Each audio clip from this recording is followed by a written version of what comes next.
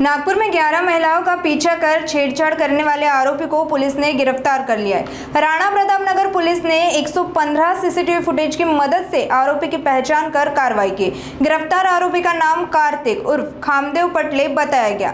आरोप है कि उसने अलग अलग इलाकों में महिलाओं का पीछा कर अब तक 11 महिलाओं के साथ छेड़छाड़ की। आरोपी के खिलाफ पहले भी 10 आपराधिक मामले दर्ज है। एक महिला की शिकायत के आधार पर राणा प्रताप नगर पुलिस ने विभिन्न धाराओं के तहत मामला दर्ज कर आगे की जांच शुरू कर दी है। 25 ला घेतलेला होता। त्यावेळेस आमच्याकडे 3 ते 4 गुन्हे असे अनडिटेक्टेड होते, ज्यात मुलींना छेडखाण करणारा एक व्यक्ती होता। तसेच या आता 4 महिन्यापासून काही रात्री मुलींना छेडखाणी करतोय म्हणून आम्हाला माहिती मिळत होती, पण विद्यार्थी मुली असल्याकारणाने ते कंप्लेंट द्यायला तयार होत नव्हत्या। त्यासाठी आम्ही डिकॉय बंदोबस्त पण लावलेला होता। एक आमची लेडीज पीएसआय आणि महिला अंमलदार यांना सिव्हिल ड्रेसमध्ये टाकून आम्ही गाडीने डिकॉय बंदोबस्त लावलेला होता। तर एक व्यक्ती आमच्या पार्टीच्या हातातून निसटून गेलेला होता, पण त्याचं वर्णन आमच्याकडे होतं।